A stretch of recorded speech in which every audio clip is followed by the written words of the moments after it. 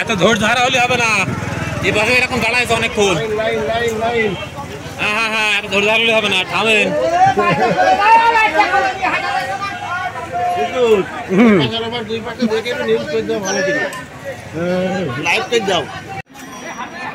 সম্মানিত ভিউয়ার্স, আপনারা যে যেখান থেকে এই মুহূর্তে আমার এই ভিডিওটি দেখছেন, সবাইকে অনেক অনেক শুভেচ্ছা। আমি এখন যেখানে অবস্থান করছি এটি যশোর জেলার শার্শা উপজেলার পাকশিয়া বাজার যে ব্রিজ, অর্থাৎ শার্শা টু ব্যাংদা কাশীপুর, এই সড়কটি পুনর্নির্মাণ করার জন্য এই সড়কের কয়েকটি ব্রিজের কাজও কিন্তু নির্মাণ করার জন্য চলমান রয়েছে কাজটি। তো এখানে আগে যে ব্রিজটি ছিল সেই ব্রিজের জায়গা দিয়ে কিন্তু এটি একটি খাল।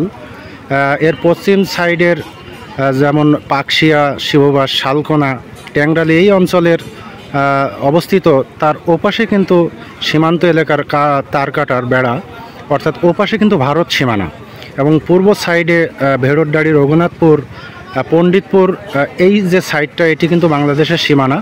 তো এই ব্রিজের তল দিয়ে যে পানিটা প্রবাহিত হতো সেটি খুব সুন্দরভাবেই প্রবাহিত হতো, কিন্তু এই ব্রিজটি নির্মাণ হওয়ার জন্য এখানকার যে পার্শ্ব সড়ক, এই সড়কের যে কোম্পানি অর্থাৎ ডেনকো লিমিটেড বাংলাদেশ, এই যে কোম্পানি এই সড়কটি এবং ব্রিজটি নির্মাণ করছে, তারা পার্শ্ব যে সড়কটি সেটি নিচু করে তৈরি করার কারণে কিন্তু এই যে পানির যে হচ্ছে চাপ, অর্থাৎ এই যে গত 25 আগস্ট সারা রাত যে আকাশের ভারী বর্ষণ হয়, সেই বর্ষণের কারণে কিন্তু এই যে সড়কটি, পার্শ্ব যে সড়কটি, সেটি কিন্তু তলিয়ে সম্পূর্ণ যোগাযোগ বিচ্ছিন্ন হয়ে যায়, অর্থাৎ পানির কারণে।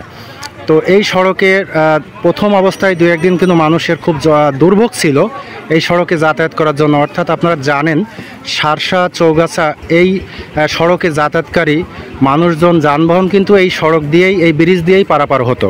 এই সড়কে পানি থাকার কারণে কিন্তু সম্পূর্ণ যানবাহন যোগাযোগ বিচ্ছিন্ন হয়ে গেছে, অর্থাৎ পায়ে হেঁটে মানুষ যাতায়াত করতে হচ্ছে।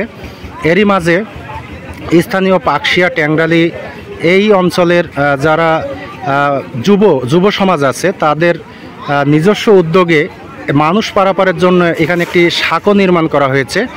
তো সেই সাঁকো দিয়ে দিনরাত কিন্তু মানুষ এভাবেই পর্যায়ক্রমে ওপার থেকে, ব্রিজের ওপার থেকে কিন্তু 10-15 মিনিট ছেড়ে দেওয়া হচ্ছে মানুষজন পারাপারের জন্য, আবার এপারে আটকাই দিয়ে এপার থেকে কিন্তু এরকম 10-15 মিনিট মানুষজন যাতায়াতের ব্যবস্থা করে দেওয়া হচ্ছে। কখনো বা আমরা দেখছি বৃদ্ধ যারা আছে তাদেরকে পারাপার করে দিচ্ছে এই যুব সমাজ হাত ধরে, কখনো তাদের মালামাল, সাইকেল এগুলোও কিন্তু বহন করে দিচ্ছে।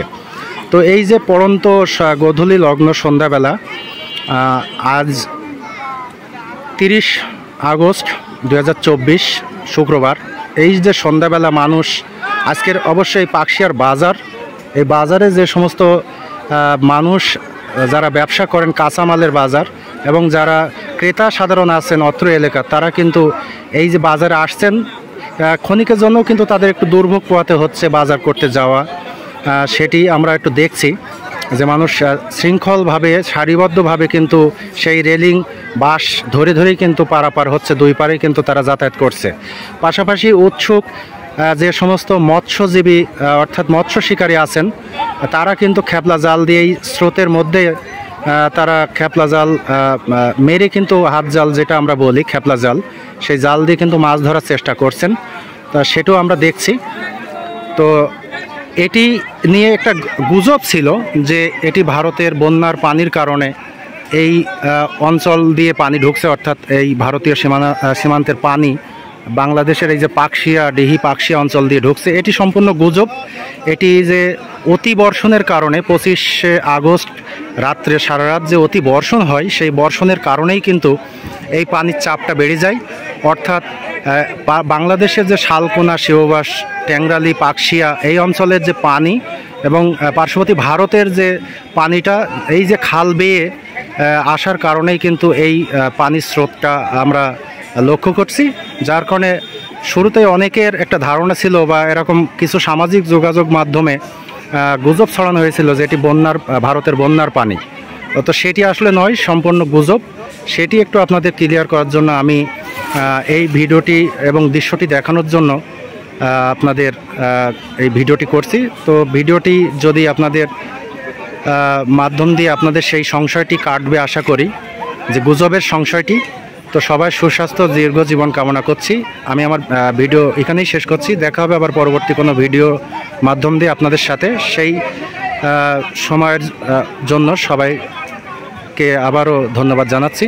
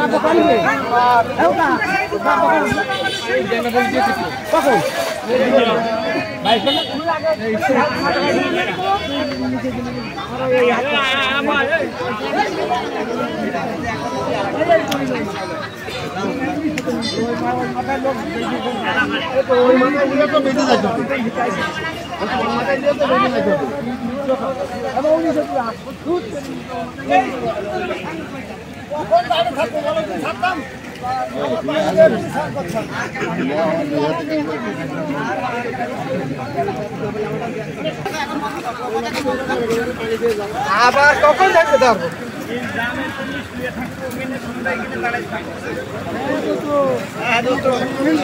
আর হয়ে গেছে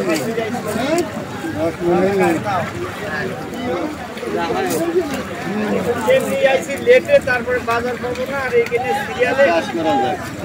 ছেলে মিলে তো এটা করি, সিরিয়াল জলদি আমরা দিলে আর একটা করি। সবগুলি বলতে আরেকটা দিলে ভালো হইতো, আরেকটা দিলে ভালো হইতো, দেবে কি না।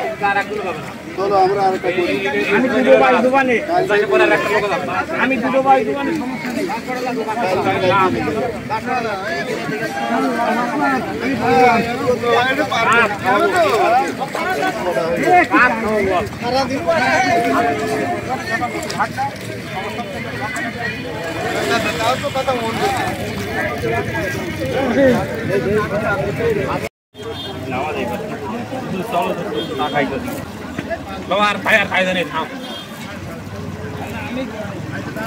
মারবেন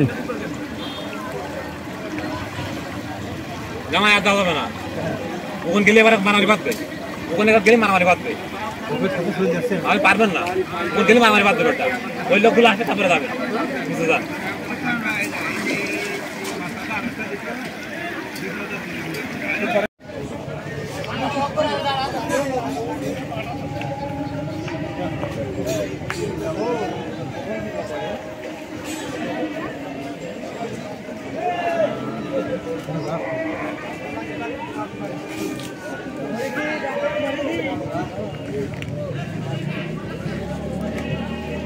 কি হচ্ছে?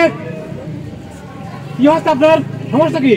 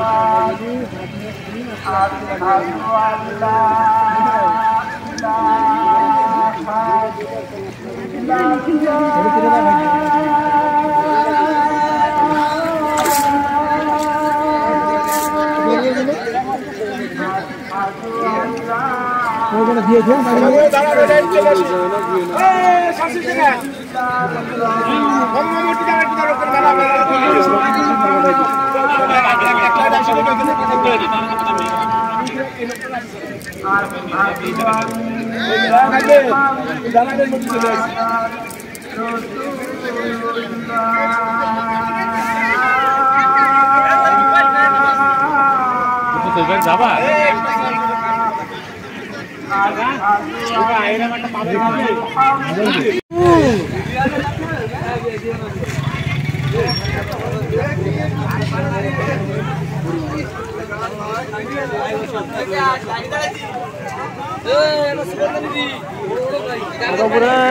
ভিডিও হচ্ছে বলো টাকা